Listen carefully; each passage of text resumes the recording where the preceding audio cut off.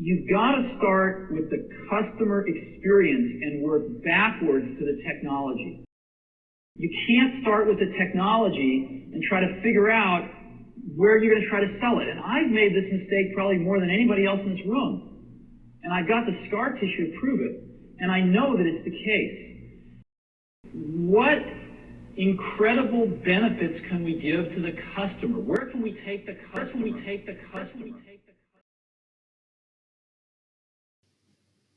Hello, I'm Mustafa Ahmed.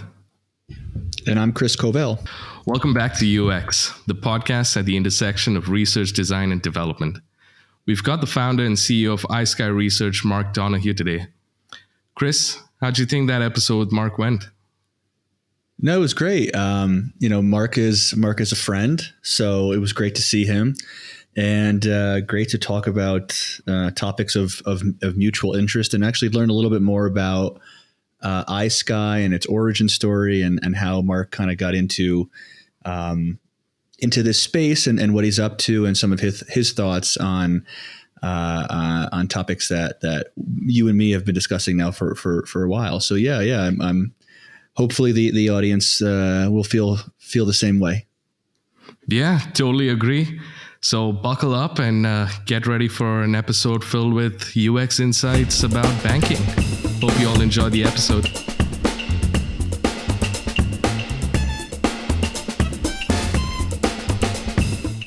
Welcome to UX, the global podcast at the intersection of research, design, and development. Sit back and listen as your hosts explore the ever-evolving world of user experience. And now, Chris Covell and Mustafa Ahmed.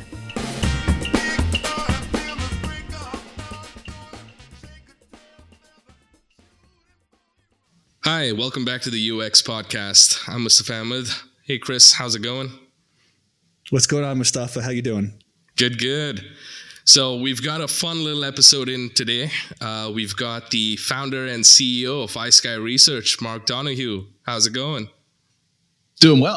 I don't think we're doing a fun little episode, though. I think we're doing a fun big episode, right? That's the plan here. This is what you guys build me on, right? At least, yeah. I've got expectations here. Mark, it's good to see you again, man. How's everything going? Good to see going? you guys.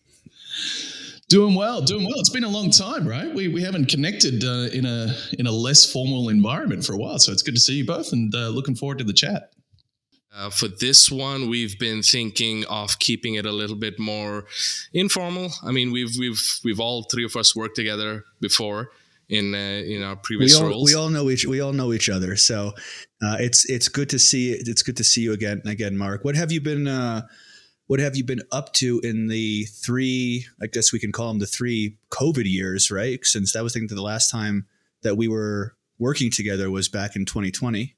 I think, Chris, if I'm not mistaken, the first time you and I met, and Mustafa, I think we all met at the first time around pretty much on that weekend in Abu Dhabi. Was that the first time we all met in person? I think so. I think you were, you were presenting, right? Yeah, so I was in town to run a couple of sessions with Fab, which was a lot of fun. But gosh, if I think about what's happened in the time since we all met for the first time, like I think, Chris, you've moved house a couple of times. I've moved country 3 times since then. So in the midst of the pandemic, we moved house a couple of times. We moved countries a few times. I met you when I think I was in Hong Kong, and then we went to the UK, and then we were in Singapore, and now I'm back in the not so sunny Australia. So it's been a lot of travel, a lot of moving around. In the midst of the pandemic, that was a whole lot of fun. The extra layers of bureaucracy and paperwork were an added bit of joy and all of that, but certainly haven't slowed down. So I'm hoping that maybe the next 6 to 12 months I might be able to stay in the same house for a little while this time with any luck. It seems like you've lived to tell the tale, so that's a good thing. Well, I have my scars, like all of us, right? We all carry our battle wounds from the COVID years, but I'm here to tell my tale, so I guess that's a good thing, right? Knock on wood, we've all come out the right end of this thing, so hopefully it stays that way. And so, Mark, for the folks that don't know, we've obviously met because, Iskai Research. That's the thing that we, I guess, Googled one day. I was like, oh, this looks interesting. This seems like something we should get on. And obviously, because Chris and I, we were both working at Fab, a bank, So for the folks who don't know, can you tell us a little bit about Iskai Research? Well, I guess we have to thank Google to begin with, right? And if there was no Google, there would be no us. But iSky's, I won't go into all the nooks and crannies, but happy to give you the backstory and tell you how it started. It was certainly a deviation for me. I was working in, I guess primarily sort of policy and politics and government before iSky. So I had a very different background before I got into this business. And in that respect, it was kind of the second phase of my career in terms of my focal area. But it certainly combined the origins of iSky combined two passion points for me. One being communication, because I think that ultimately good user experience is an extension of good communication in the way that we present our digital experiences, as much about the communication of them and the engagement of them as it is about simply having functionality that's there for the customer. And the second is digital. And for whatever reason, I'm just one of those people that, dare I say, like yourselves, was born with a bit of a microchip somewhere inside of us that says, you got to do all things digital for the rest of your days. And I had a bit of fun back in university days building computers just as a side project to be able to sell them and make a bit extra cash. And that sort of kept me going whilst I was waiting tables and working retail and doing all those fun things you do when you're at university. But yeah, I'd always figured at some point I'd come back to digital in some way, shape, or form. I didn't really do so much of it when I was in the government side of the world, but I did have the pleasure of working for a telecommunications minister for a while, but that was pretty low key stuff.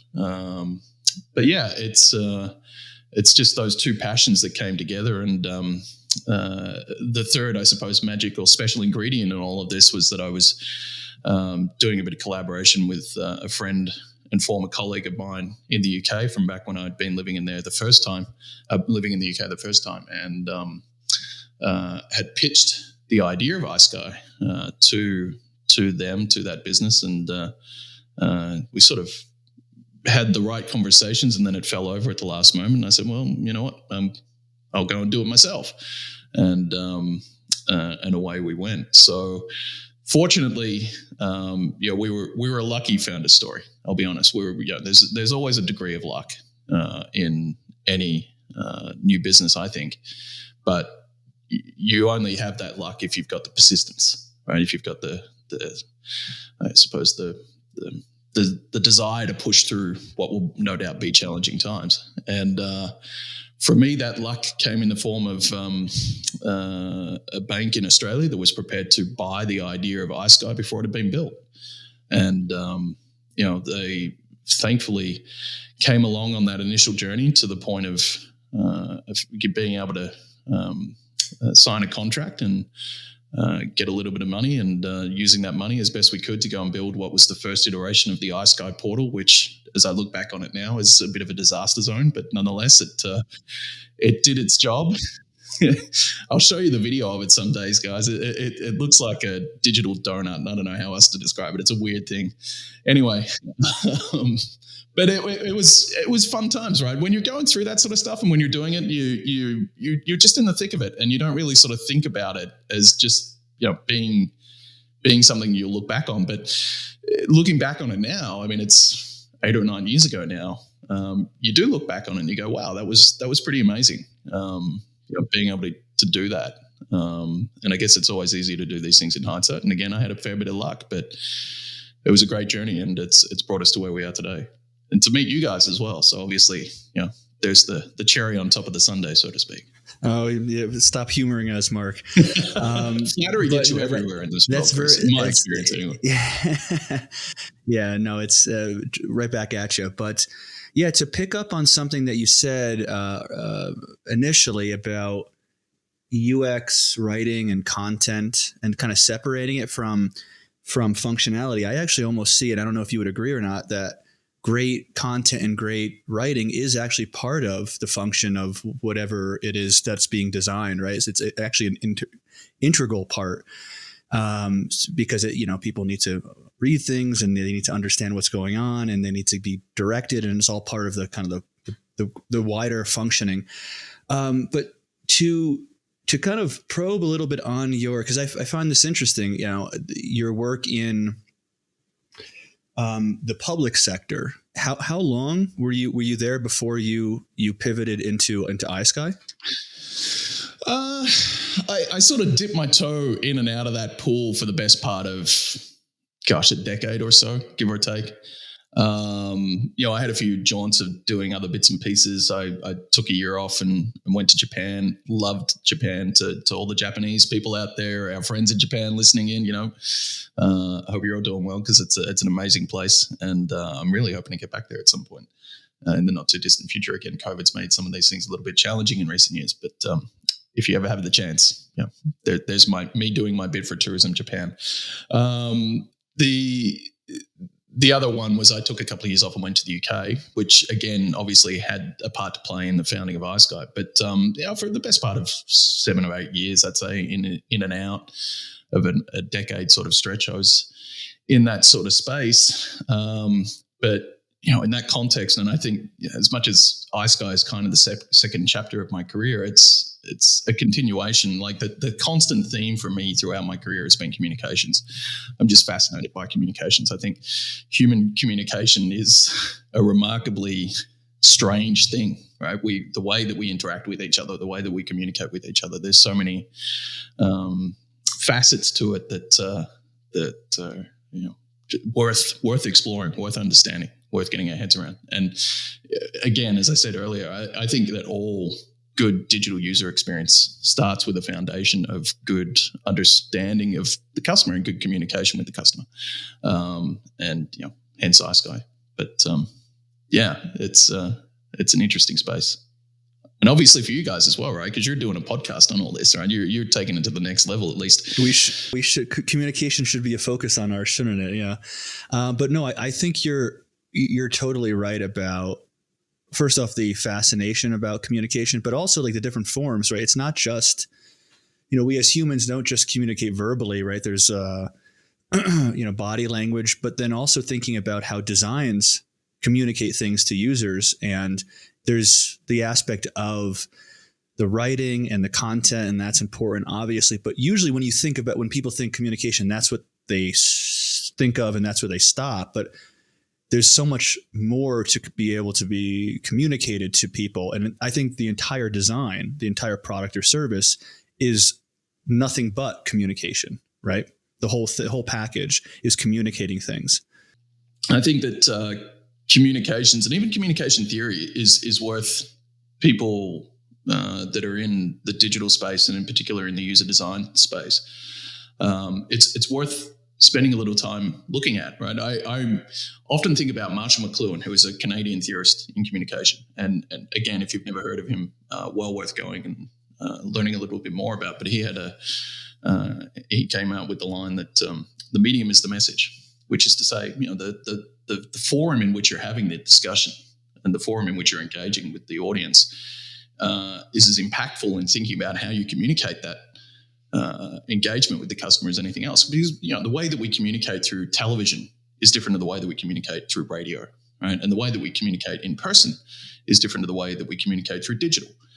And again, I completely agree with you that when we communicate in person, we have expressions, right? So I'm using my hands right now, and you can see me, and I'm waving and doing all these sorts of things with my hands. But you can't do that in digital. We have to think of other ways to do it.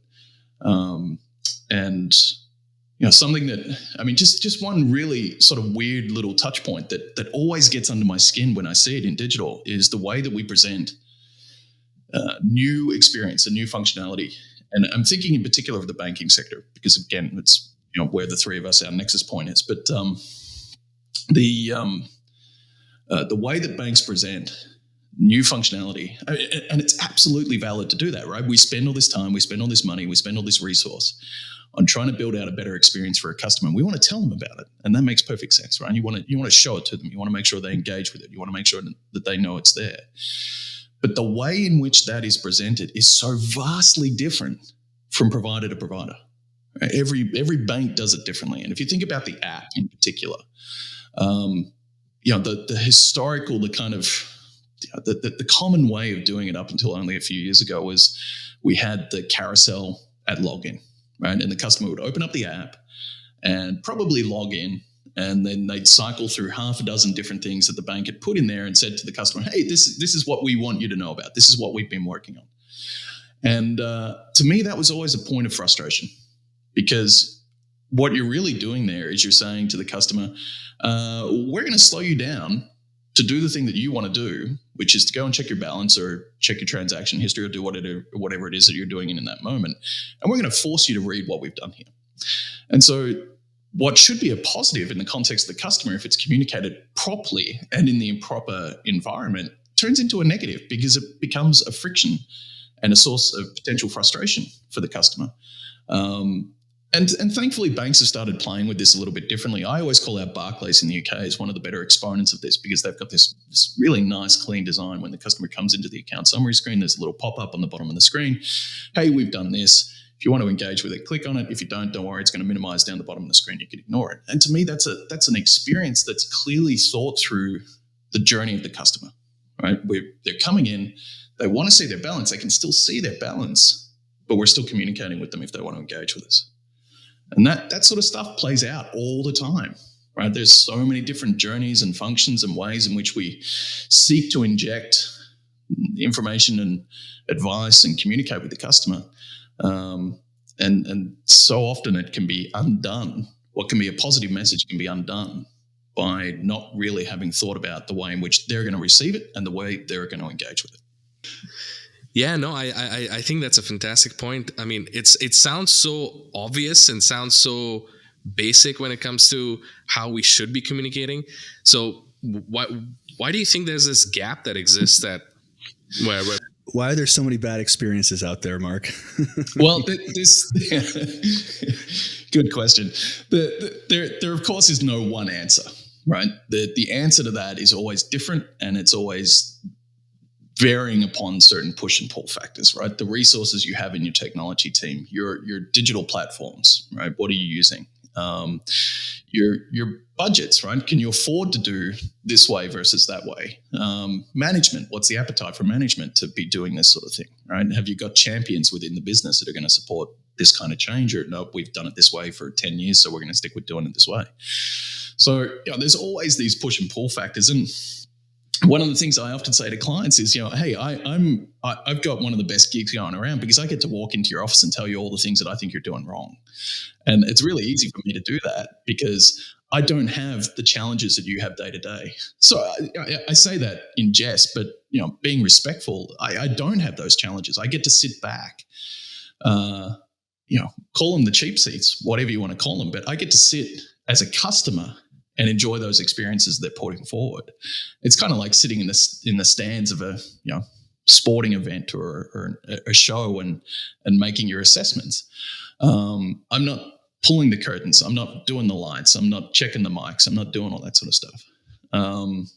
So I think there's lots and lots of different reasons that there's lots of bad digital experiences out there, and equally there's lots of reasons there's good digital experiences out there, right? More often than not, a good digital experience isn't born of the mind of one individual that just has a persistence and desire to make sure that comes to fruition, right? Genius, times out of 100, genius design, right? Yeah, well, it's typically collaboration, isn't it? Right. I mean, you guys have been in that situation more than I have, so you're probably better positioned to answer that, right? From the successes and failures that you see in your own digital experiences, how do they come about? I mean, for people that are sitting on that side of the divide.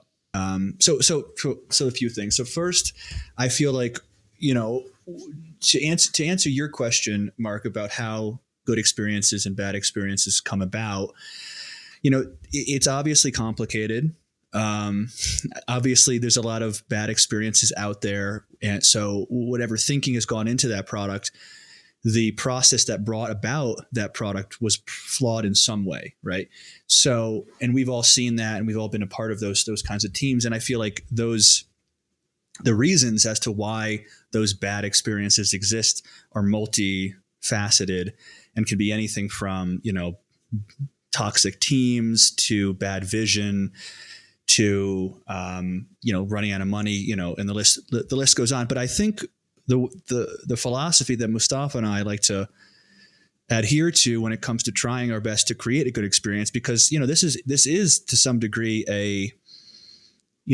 there's no guarantees when you're starting from scratch and you're trying to understand what it is that you how to cobble together a group of information and knowledge and communication that becomes a product, that becomes an experience that people actually like. There's no guarantees in that, but a way to de-risk, I think, the process so that outcome, that MVP, that innovation that you actually that actually sees the light of day has the potential to be more successful than ones that don't.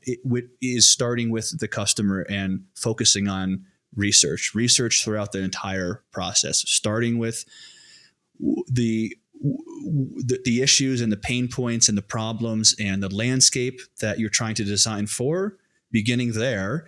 Then from that, trying to iterate and prototype to see what sticks. And the way you see what sticks is you take that prototype and those iterations and those designs and you give it to those end users, and then you shape it based on the feedback. And you do that enough till you get a point where you're confident. And then whenever you then deliver something in that population that you've designed for, the chances of them using it, the chances of it being usable and adapted and useful and all of these and delightful just skyrocket instead of you're trying to guess. So I think that would be, and we all know that that's never a straightforward linear process, right? There's always problems. There's always complications. There's always things that come up that don't make it that don't make it so easy. But if you can try to follow that philosophy, then I think you're just increasing the likelihood of success. I don't know. What do you think, Mustafa?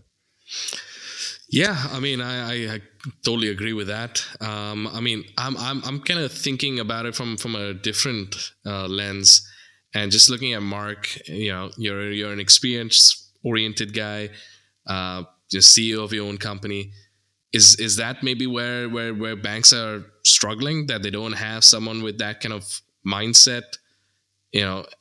Having a seat at that senior leadership table? I think there's a lot of really intelligent, really engaging, really resourceful, really innovative people that operate inside of banks. I encounter them every day. So I think that resource exists inside of those organizations. But to some of the points that Chris made, I think that there's often a question mark around how they're best used, how they're best deployed, how they're best managed, how they're best positioned inside an organization to be able to strive for and hopefully achieve the kind of success that the business would like to have them have, right, to see as a result.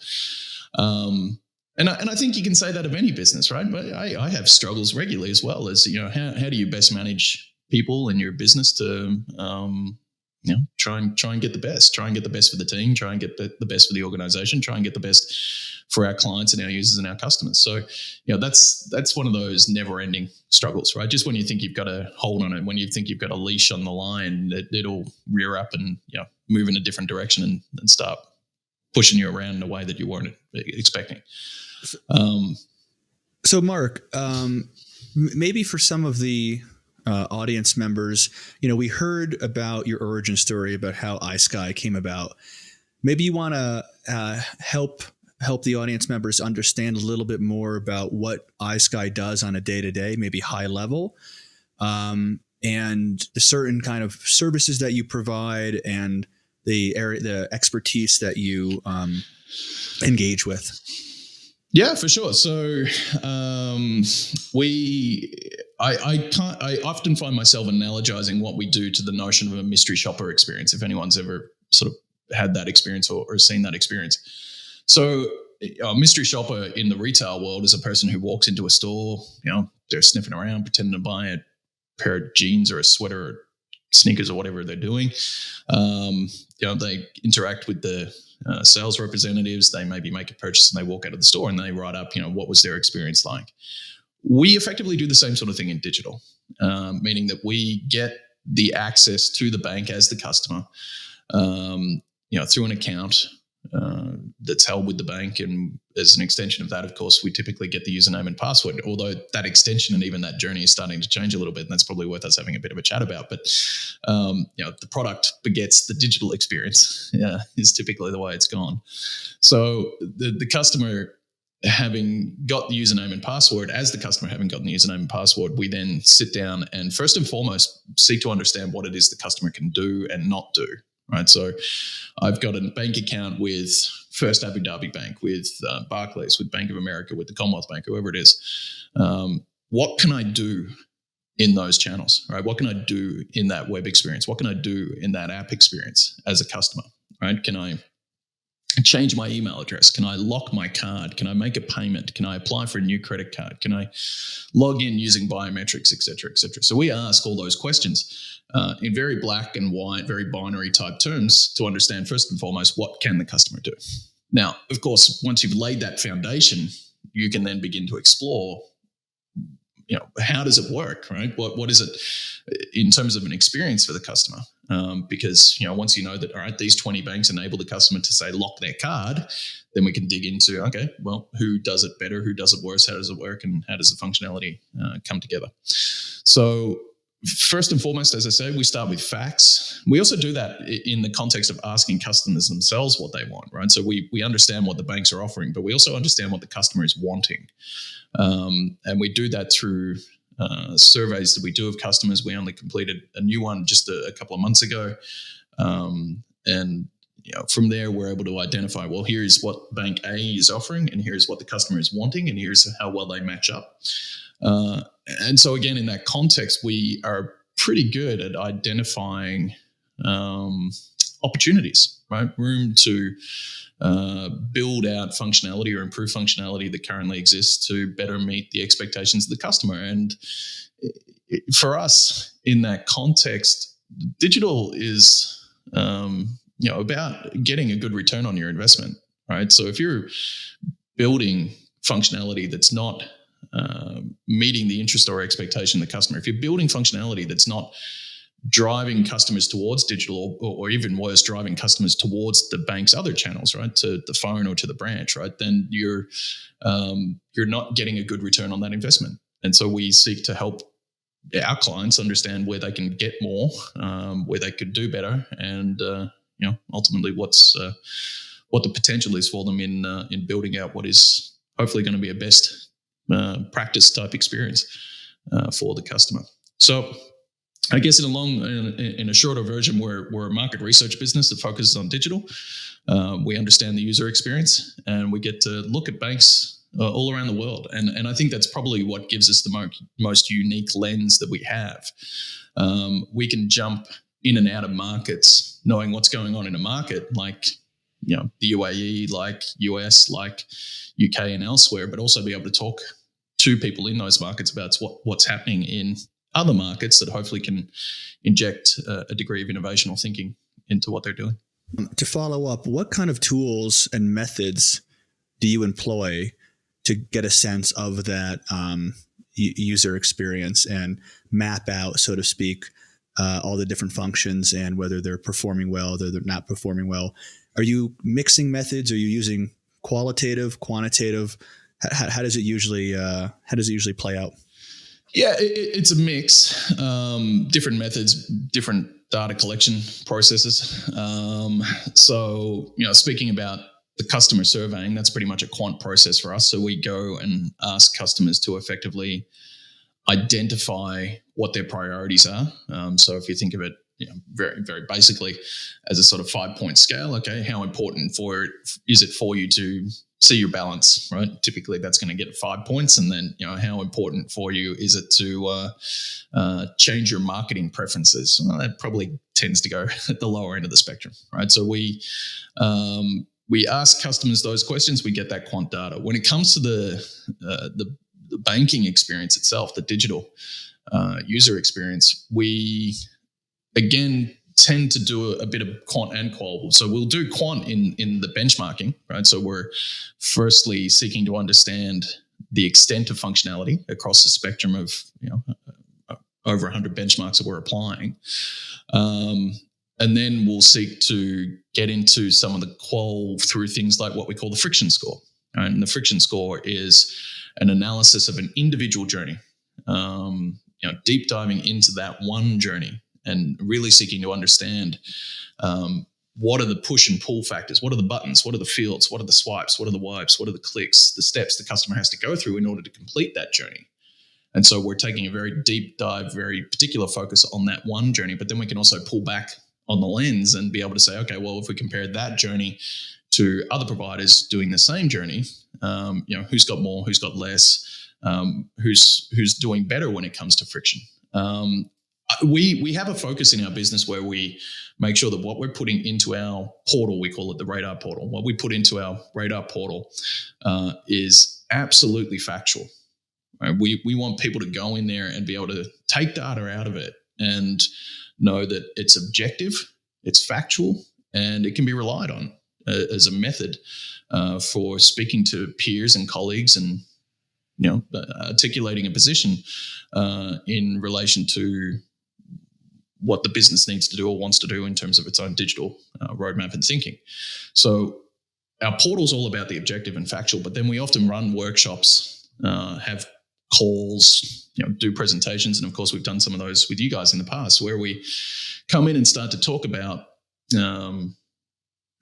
thematic areas of interest, what's happening in this segment, what's happening in this channel, what are we seeing are the best practices. Some of the ones we've done recently, for example, we've got a big focus on security. And again, I took the focus of security and communication and security, and how we don't want to make them enemies of each other, which again is something that banks historically have been very, very good at doing, right? Making them enemies of each other. Sustainability has been a big focus for us of late, right? So we're seeing lots of banks start to get into the sustainability space, both in terms of branding and education, but also in terms of digital experience through carbon trackers and things like that. We talked a lot about life planning, right? Financial management tools continue to be one of those real challenges that banks haven't sort of always been able to come to grips with. We've talked a lot about onboarding experiences, which are starting to shift. I'd love to get into this with you guys, actually, because we're starting to see this shift in the onboarding experience and the change in thinking, where banks are looking to move the KYC component and that more friction-filled element of the new-to-bank onboarding experience to later in the journey instead of bringing it to the front of the journey, which again has historically been the practice in a lot of the banks and markets that we access around the world. So we get into all that, but we tend to do it through conversation. Again, communication, better to have a conversation and have people tell you what they think and what you think, and bounce off each other. And then what we're doing in the portal is all that fact-driven, objective type of insight. But we're also refining it, right? We're also seeking to improve it all the time. One of the things that we launched recently, and this is probably as much a benefit of having done this for the best part of a decade, as we've injected the historical data that we had back into our portal, right? So historically, our users had only been looking at a snapshot in time, which was effectively the current iteration of whatever those digital channels were. Now you can go back in time, right, and see how they've changed in terms of the trajectory, right? So what has Bank of America done over the last few years in terms of changing their user experience? So we're always looking to improve that. And as much as I get up and have a go at other people about their user experiences, there are always things in our user experience that we could improve as well. And I just wish I had the budgets of banks to be able to do that sort of stuff. I feel like I could do a bit better. To that point, I would love to get your perspective, because I think you're right, but which makes design quite difficult because there isn't one way, one method, one way to getting a great design. But from your vantage, you take a step back, you get a sense of the landscape, you see all these different digital experiences, you see good ones and you see bad ones, you collect the data and you benchmark, etc. Is there any way for you to, or have you come up with specific, let's call them heuristics, so basically themes that really great experiences have versus bad experiences typically don't have? And if that's the case within banking, do you think that that's actually something that can be generalized, say, to other industries? We haven't developed a heuristics framework in the same way that we've seen some others do. I certainly talk in the context of heuristics. I mean, I don't get up and say, here's my heuristic assessment, but we talk about the different elements that comprise what would be a typical heuristic assessment of a user experience. And we've already talked about some of them today. Color, pixel positioning, navigation, communication, all these sorts of things that come into play when you start to look at what is good and bad. I think that ultimately, though, if you put two journeys on a screen and they're very similar, right? Maybe one's got one extra swipe and the other one's got an extra click, and they both have a fairly similar outcome, right? And they both incorporate fairly similar factors of authentication and security, or, ultimately you're looking at two journeys that maybe go for 30 seconds and they have pretty similar journeys and outcomes. I think the assessment of whether one is better than the other is more often than not going to come down to gut, right? It's going to come down to, I like it because, or I don't like it because.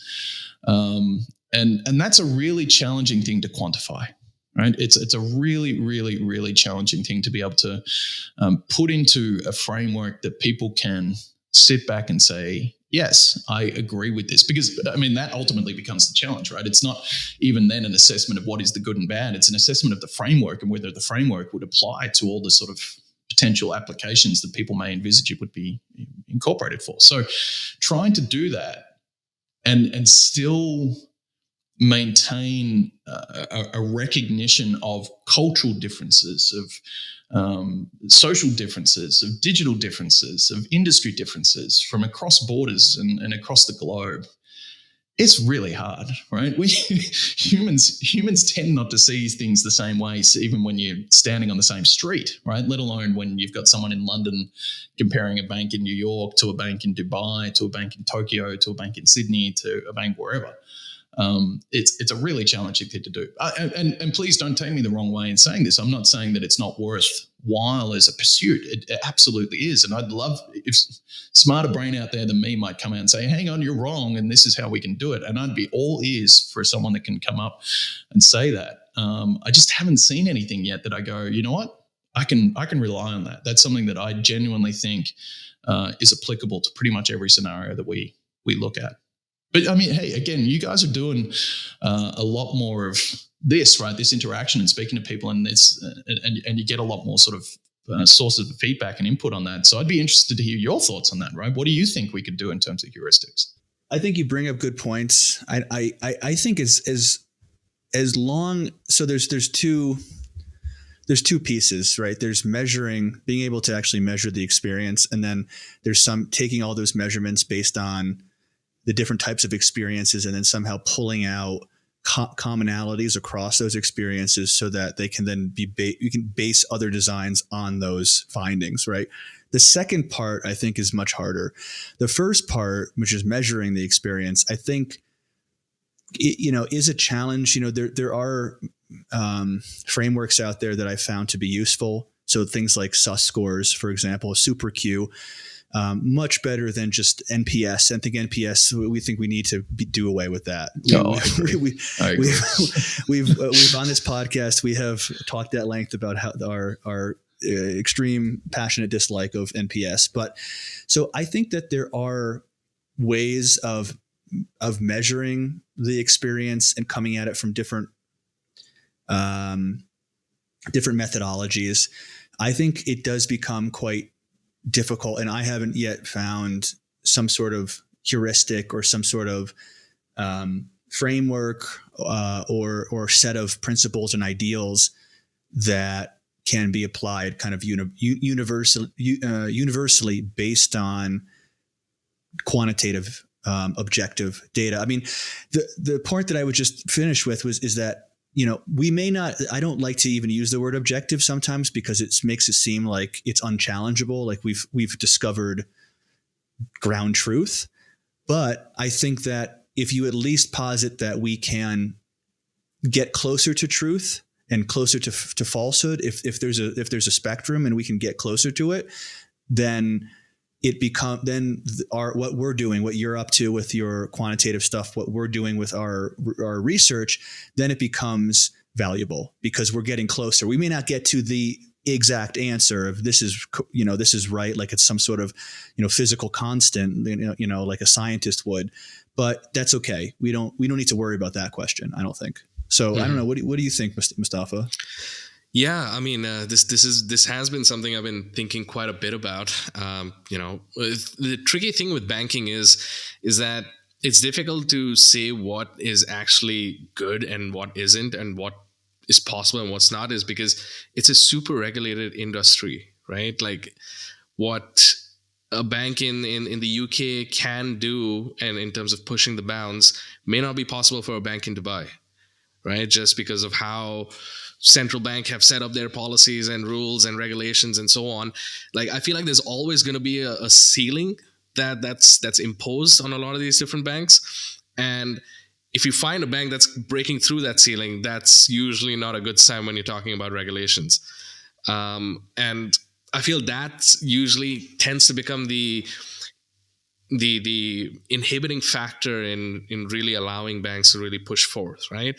But I have also seen and noticed that there are, governments around the globe that are working very closely with banks to really build on those regulatory standards to allow for such, revolutionary or, innovative UX to exist.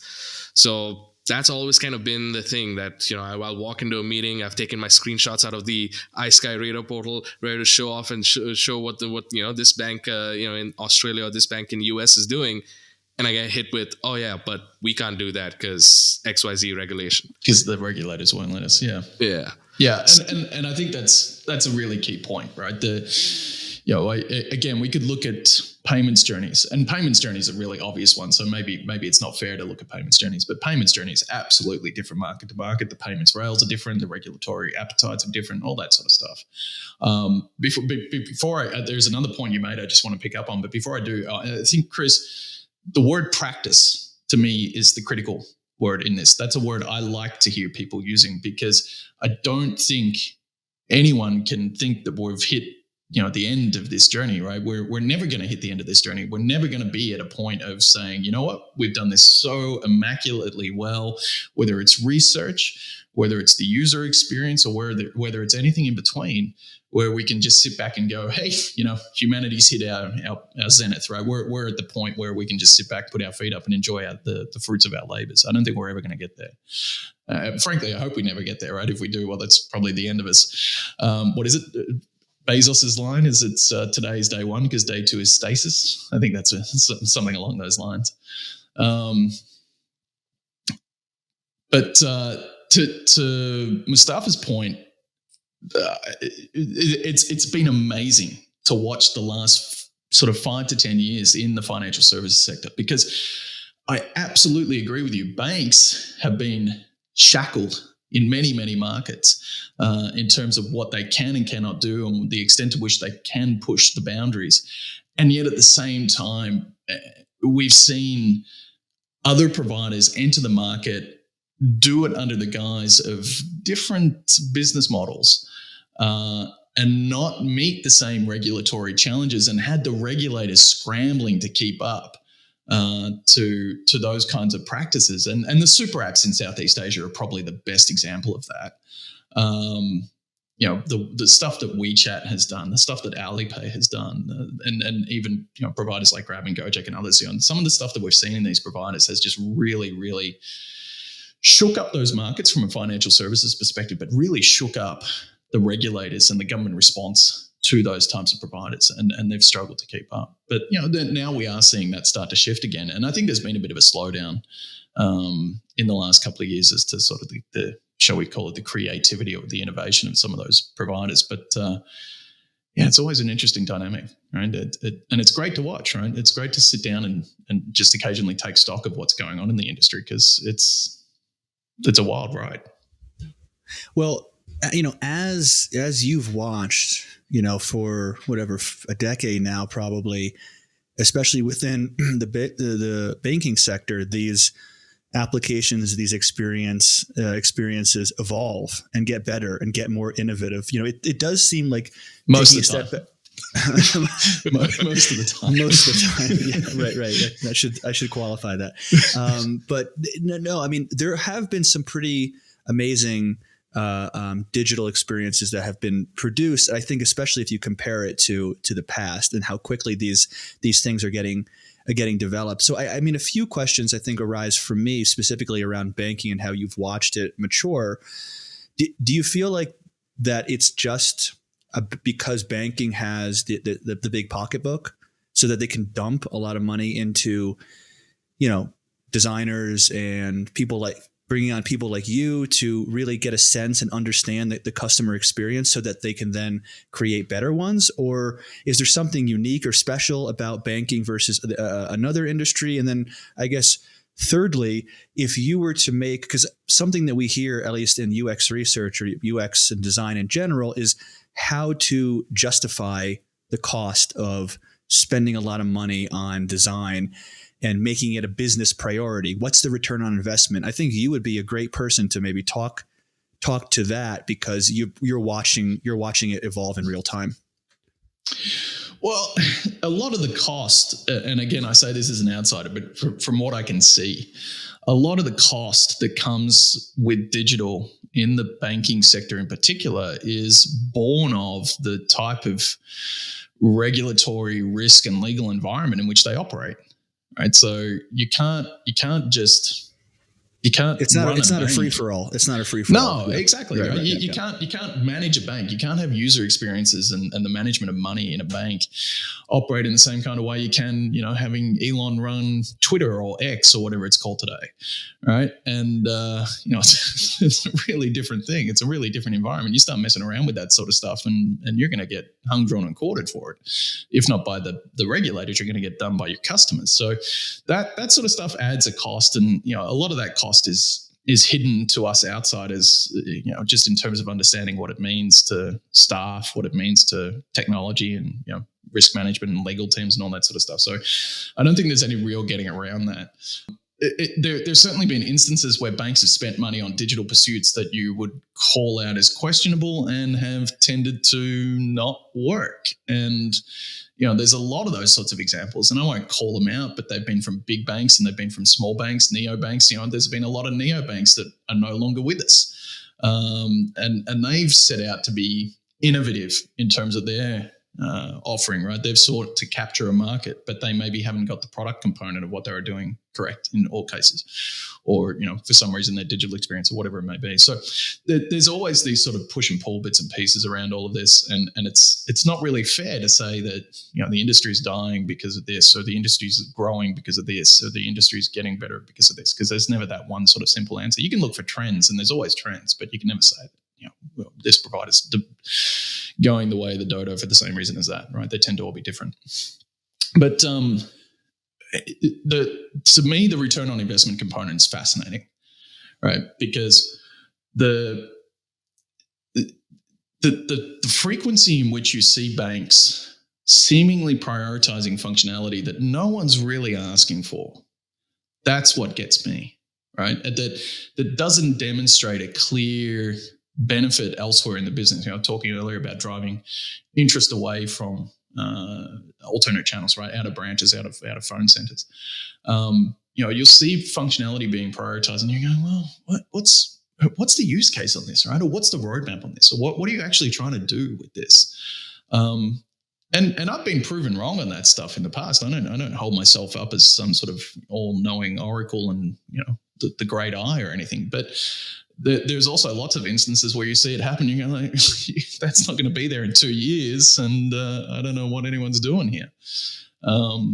So yeah, you do have those moments where you look at things and you're like, what on earth are you thinking? But again, we're human, right? We're all prone to making mistakes. We all do things that sometimes you look back on and you go, oh my gosh, what was I thinking? But yeah, hopefully you're not doing that with millions of dollars in your budget kitty and blowing that sort of stuff up when you don't need to. How should banks, if you did have let's say, if you were in the position of authority and you were making, I am the all-seeing and knowing eye. calling the shots, right? If you exactly. How do banks avoid that pitfall? Like, because you're talking about bloat, right? Where you're having these experiences that tend to be unwieldy, and the more features that you put into the experience, it actually detrimentally affects the end user. Right. But there's probably a decision that was made saying this will, more is better than less. But when then the experience gets together holistically, it can become confusing and challenging for people when there's too much to kind of consume. So how would you be more targeted with the things to add, the things to remove, and how to create a more, let's say, elegant or lean experience, giving the user exactly what it is that they want and not too much more? It's not an easy one to answer across the board, but one thing that you touched on, and one thing that so often banks will start to sort of lose track of, or at least lose a focus on, seemingly as an outsider and again as a user, is navigation, right? So we spend a lot of time, businesses spend a lot of time building up functionality. We want to add this, we want to add that, we want to bring in more, we want to do more, we want to, and that's all good, that's great. But that balance, as you mentioned, finding that balance, striking that balance between depth of functionality and ease of use is really challenging. And we've seen a lot of big banks, right? Big first tier names that we would all know that have had that struggle and had it for a long time and had to seemingly go back to the drawing board to try and solve that problem. And pretty much rebuilt their apps almost, not from scratch, but effectively gone through a process of rebuilding their apps to be able to deal with those challenges, right? These are big first tier banks in, well-developed economies. So how you solve for that? I think you got to have a person that's always got the eye on the bigger prize, right? The sort of, having that sense of totality about what the channel is. And I think that, again, is part of the problem that we can find in banks. They tend to, again, not all of them, but some of them will silo in terms of management and the way in which they operate. And that's a real challenge. But going back to something that you talked about earlier, right? In terms of how we find that next level of innovation, how do we move the banking industry forward as we see competition, as we see sort of innovation going on in other sectors? I think the banks actually have hugely underdeveloped resources in what they could be doing to improve the user experience. And for me, the one I always go to is transaction data. Transaction data, forgive my parlance here, but transaction data for 99 out of 100 banks is dumb data, right? It is data that is not really informative in what it's doing in the user experience and informative in what it's communicating to the customer. And so if you take, again, a lot of banks will use the card scheme kind of inputs of, here's some sort of name that hopefully makes sense to the user, and there's some other digits and letters on the end of that transaction. A lot of banks have that kind of transactional data that just doesn't make a whole lot of sense to the end user. So, Mark, real quick, just so some of the viewers know, when we're talking about transactional data, do we literally mean when I with my card go and get a smoothie? Yeah, okay, all the different things I buy. So if I open up the app of my bank, right, what is the data that I get in a transaction? You're going to get the amount of the transaction, right? I'm not seeing a bank that doesn't tell you how much you spent, but then you're going to get what will vary wildly from bank to bank, what will vary wildly from market to market, a set of words or letters or sometimes numbers that are intended to convey, this is the place that you did your shopping at or that you were doing your purchasing at. And that kind of data is, to me, dumb data, because that kind of data doesn't, first of all, it often doesn't answer the question of the customer when they say, hang on, what did I do here? Like, what is this transaction? And if that as a starting point, if you can't answer that question as a starting point, well, that's incredibly dumb data, because that data is going to drive a customer to pick up a phone or visit a branch and say, hey, I'm not really sure about this transaction. Can you tell me what this was? Or, I'm going to send in a transactional dispute. Right. So then the consequence of having the dumb data is that the query is being pushed to elsewhere in the business. It's adding a cost. It may not be inside of your digital experience, but it's adding a cost to the business elsewhere. It's a great point because, I mean, you're totally right.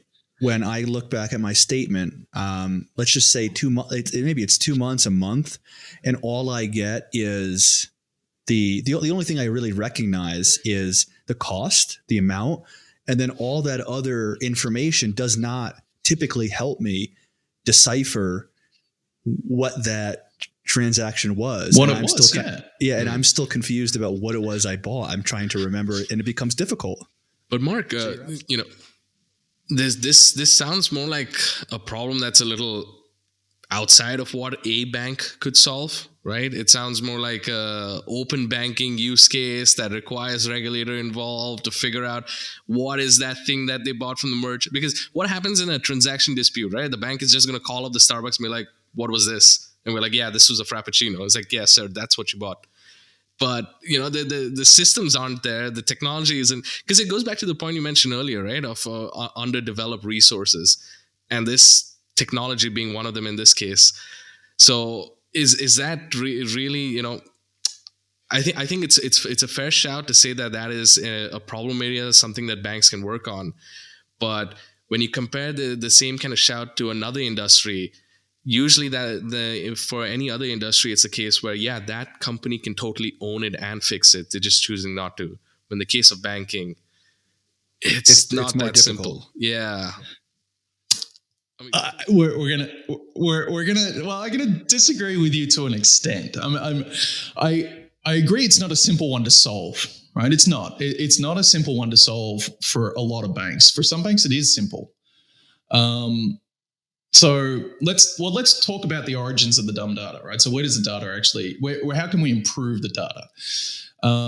There are companies out there now that live to do that, right? So there's companies called in this corner of the world where I am, there's a company called Look Who's Charging. There's another one called Slip, and these are companies that seek to take what would otherwise be dumb data and inject intelligence into it, inject more data into it that will help the customer to better understand that transaction. So at a very basic level, right? So I'm taking that data and I'm saying, okay, well, this transaction actually occurred at this location. This is the name of the merchant. This is the time of the transaction. Here's their contact details, et cetera, et cetera. That's what Look Who's Charging does. And that's increasingly common, which is great. It's a real improvement to the experience. If you take it a step further, you would look at a company like Slip.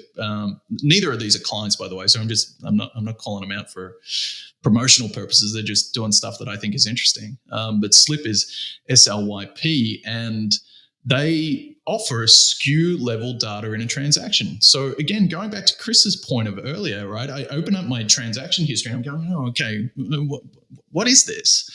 Well, that Frappuccino you mentioned earlier, Mustafa, that's going to appear in the transaction history. And here it is, right? Frappuccino that cost me $5, right? Sandwich that cost me $3, banana that cost me $2, whatever it is, right? And built into that, there's also the receipt.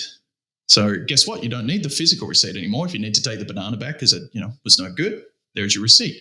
So we're getting to a point where this is my banana is brown. I'm going to take it back.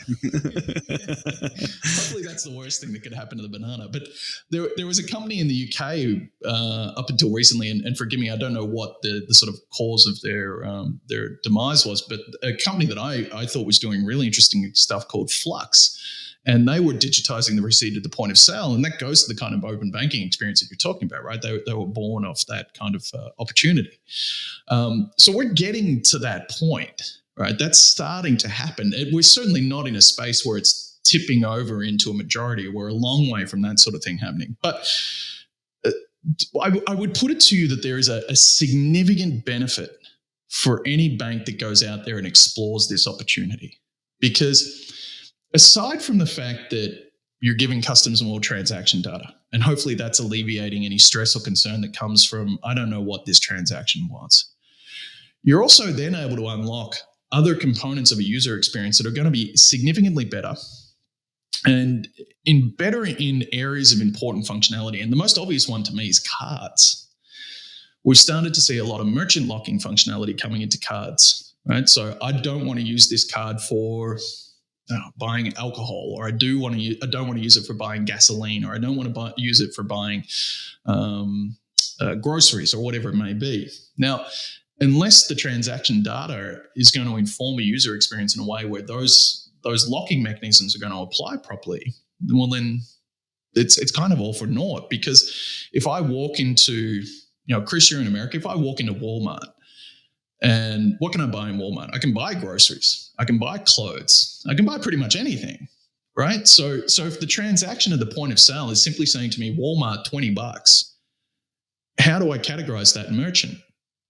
What about financial management tools, right? We will not too far from now be able to say to customers, not that you spent $20 at Walmart, but that you spent $3,500 on Coca-Cola in the last 12 months, right? Or $2,500 on corn chips, or $1,000 on sneakers, right? And this brand or whatever it may be. So we'll start to give the customer more data about them. And the more intelligent that data becomes, the more we can talk to them about managing their finances in a way that's going to have a meaningful and impactful outcome, right? Hey, did you know that if you didn't spend $3,500 on Coca-Cola last year, and in fact, if you took $2,000 of that $3,500 you'd spent and put it into this investment, you would be X amount better off at the end of the year, right? That kind of conversation.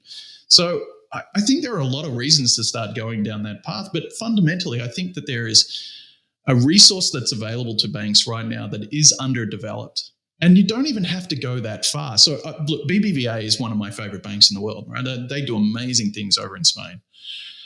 One of the things that they deployed was an ability for customers to identify who their utility provider is, their electricity provider.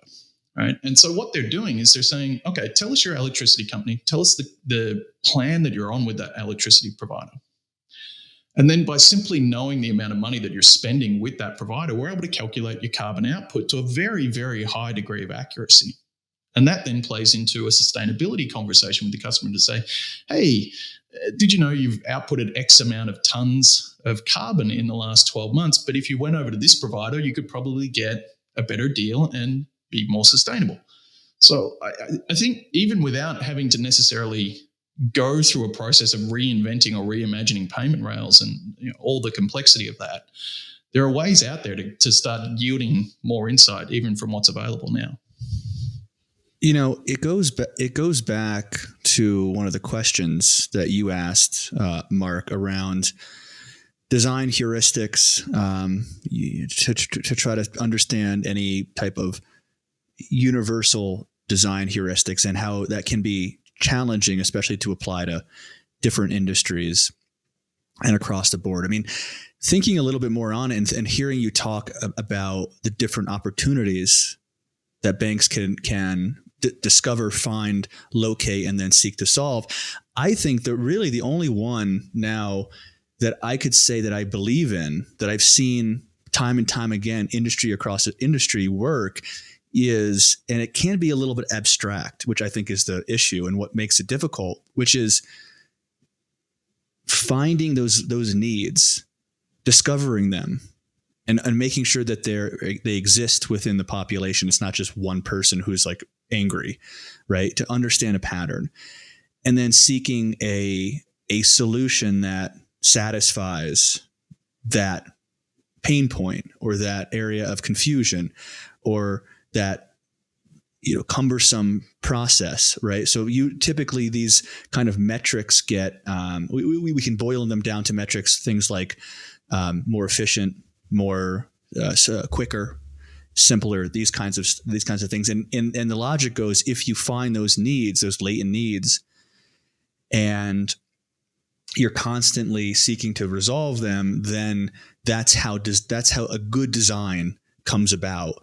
And I think to your point is like, it really takes a beginner mindset, a constantly looking for where these things can pop up and where you can find them. Because if you're not looking, or even if you are looking, but you're not looking in the right way, you can completely miss it.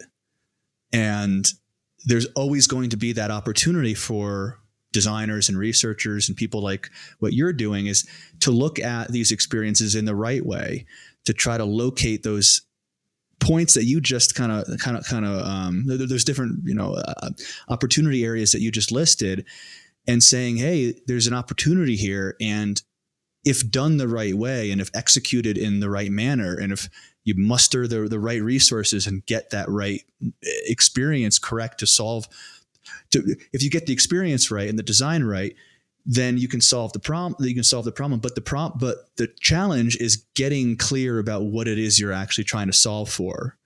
And Absolutely. without that, you're really, it's going to be quite, you're going to get bloat. You're going to get features that no one wants. You're building in right? the dark, right? You're not, Right, yeah, you're not building with a clear mindset as to what you're trying to solve for. And that's not just digital, right? It's the business. It's the bank. And the insurance company or anyone else that it may happen to be, right? It's the business that's trying to use this channel to not only help customers self-service, but to alleviate the stress inside the business. And if you or save money, yeah, right. So save money and allow you to prioritize what you're doing inside the organization to ensure maximum efficiency. Or at least strive for it. So I agree. And I think that you have to go back to understanding the expectation of your customer, right? If you're not starting with that as your mindset, I think you're probably, and again, people can disagree, but I think you're probably starting out on the wrong foot, on the wrong step. And so, when it comes to digital, again, I'm not here to promote what we do, but one of the things that we do is we seek to understand what the customer wants, right? And we inject that into our conversations because, quite frankly, if you're not figuring that out early on in your discussions, you are building in the dark, and that's not going to yield a good outcome for anyone. The customer's not going to be happy because you're not going to give them what they want. The bank's not going to be happy because you're not going to solve the problems of the customer, which means that if digital can't deliver on that, they're going to go and pick up the phone and they're going to visit the branch. So I completely agree. It doesn't always happen, and it doesn't happen for varying reasons, but I think you have to have someone inside of an organization, or at least some people inside of an organization, that are able to pull back and occasionally make that observation or assessment or have that discussion about what is the overarching objective of our channel, what is the overarching objective of our digital strategy, and what is it that our customer is wanting from us, and what is it that we're delivering in context of all of that. So, how do you keep that lens? It's not an easy thing to do, but there's got to be someone doing it. Yeah. No, and Mark, it sounds similar to some points that Chris and I discussed earlier in another episode titled Digital First but Not Digital Only, where we kind of talked about that the overarching CX that a customer goes through may not all be problems solved through a digital means. Right, like you said, if they can't find it on the app, they're going to pick up the phone and digital can't solve everything. It can't do everything. Exactly, right. So it got me thinking that, do you ever think down the road we're going to see what the call center experience was like, the branch experience was like, and the non-digital side of things on the iSky radar? I'd love to. Again, this is one of those things where it's ROI and cost versus return, and that type of question. Because unfortunately for us, getting out and visiting every branch, or not every branch, but visiting a branch, or at least a handful of branches from the various providers that we benchmark, or picking up the phone and having various conversations with people on phone banking about these things, it ain't easy. It ain't easy. I can see Mark right now walking into a branch with like the eye tracking goggles, just collecting Google data. Glass on. R.I.P.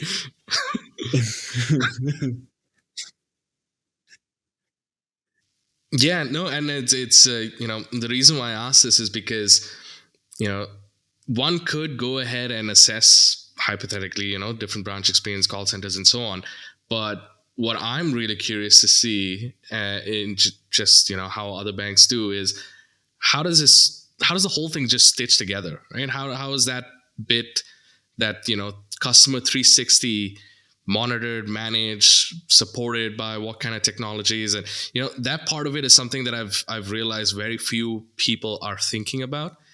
And that could make or break your digital strategy, because you have to see what, like you said, right? Different cultures, different parts of the world, different people want different things.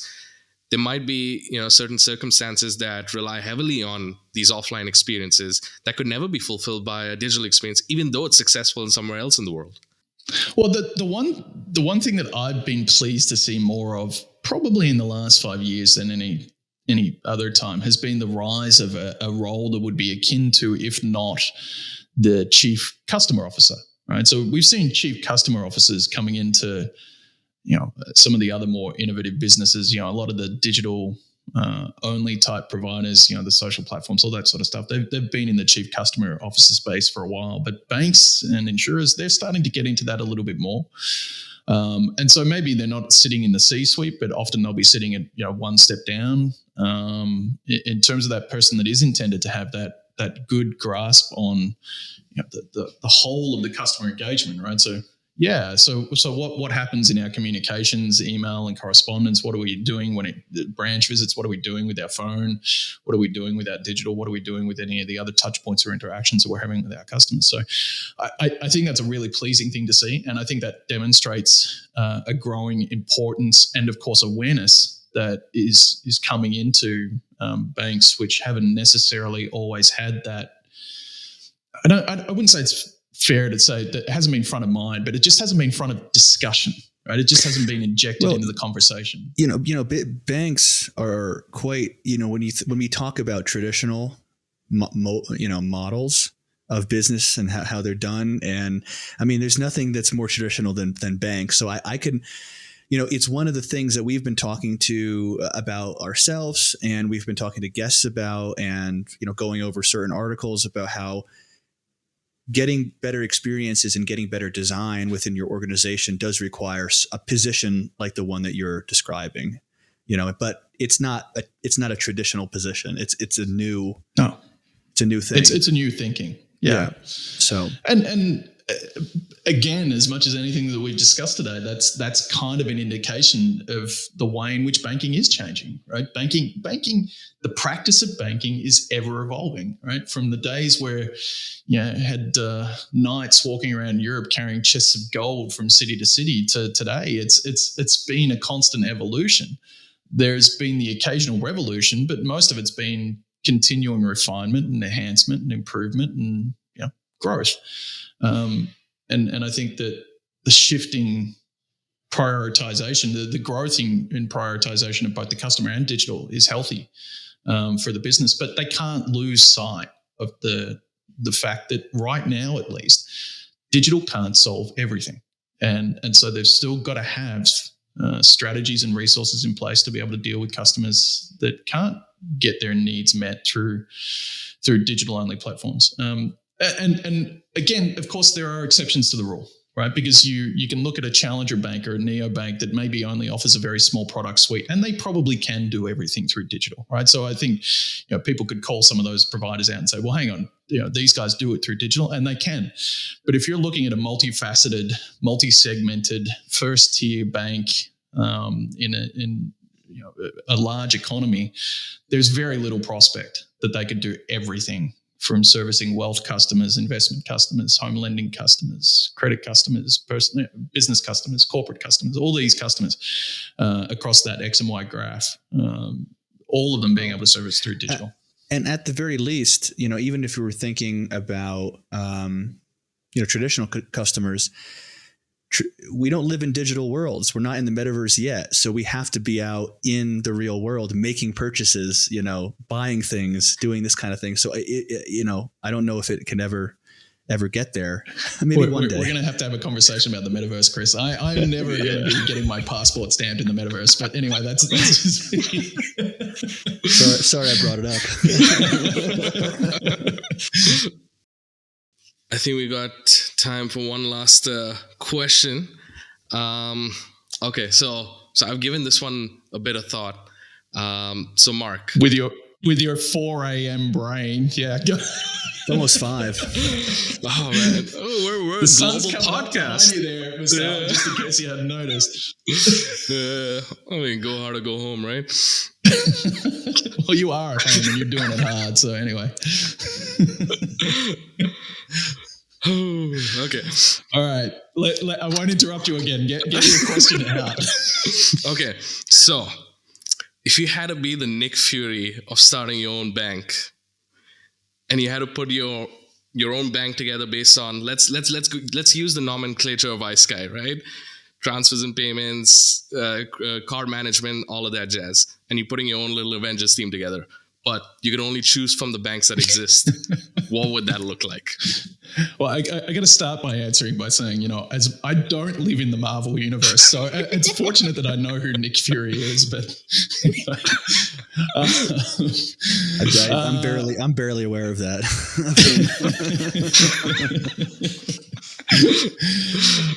There's just too many of those movies, man. Sorry, they pump those movies out too often to be able to keep up with what on earth. No, yeah. I'm not trying to dance around the question, but the answer is different depending on where you are and who you're selling to. So if you're in the UAE, right? If I'm trying to solve for the UAE, I'm building a bank that is targeting the new to bank customer, the expat customer that's probably coming from an established market that is first and foremost looking for trust, but then also looking for ease of digital use, and probably is going to be digital first for most of their life. And so then I'm starting to think about how do I keep them engaged in my channels and keep them sticky? And I start to think about, well, they've probably got bank accounts in their home country. So can I aggregate those in my experience? And the answer should be yes, because that exists. And then it's, what is the ease of interaction that they're looking for in their environment? And then I start to think about things like family banking, familial banking. If I'm coming over with my partner and maybe a couple of kids, how am I getting money into the hands of those people that are in my family, right? So maybe you have a person that lives with you domestically, and you're trying to give them a card to be able to go out and spend. You've got a partner that perhaps isn't the primary account holder, and they need to be able to do their spending, and kids have got things at school and all that sort of stuff. So I'm looking at virtual cards. I'm looking at cards management functionality. I'm looking at payments and transfers and balances. I'm also looking at the ease for the customer to keep a sense of their financial position, and making sure that I'm communicating with them a way that talks to them about, hey, you've been here for 6 months, or you've been here for a year. Let's talk about what you're doing with your savings. Let's talk about your investment strategy. Let's talk about asset acquisition or anything else. If I'm going to Canada, I'm starting a business bank, right? Because to me, there's an opportunity to do business banking better in that market. If I'm going to the US, and there's lots of things. A lot of things you can do there. Well, there's lots of things you can do there, but I'd also be thinking about payments disruption. Perhaps that's the best theme, right? The best theme I think you could be looking for is payments disruption.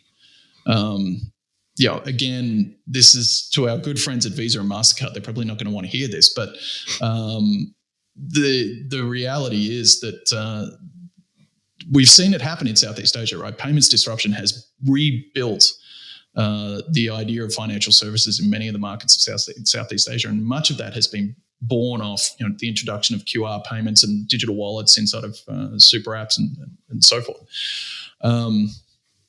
I think that I'd be thinking about that a little bit more in some of the markets where it hasn't really happened. But I also recognize that you're challenged by a whole lot of incumbents that want to see you fail. So, you're going to have to come up with some really good strategies, and you're probably going to have deep pockets, right? You're going to need that Marvel Universe dollar to try and go out there and do some of this stuff, because it ain't going to be easy. Mm-hmm. But every market's different, right? Every market's different. Every customer's different. You got to look at each of them based on their peculiarities. Right? And so, there's no one answer, but there's always an opportunity. Absolutely. There's always an opportunity. You just got to find it. That answer is correct. You passed the test, man. Yeah. Way to go. I'm glad I passed the test. On that note, thank you so much, Mark, for your time. It was a pleasure speaking to you. Appreciate it, Mark. As always. Yep. Until next time. That's a wrap for this episode of UX. If you want to stay up to date with Chris and Mustafa's latest episodes, be sure to subscribe to the show and leave them a review on your favorite podcast platform. It helps other listeners find the podcasts and join in on the conversation. And don't forget to check the line notes to follow the podcast on Twitter, Instagram, TikTok, and LinkedIn for behind-the-scenes content, updates, access to comment boards, and sneak peeks of upcoming episodes. Thanks for listening to UX, and we'll see you next time for some more insights into the ever-evolving world of user experience.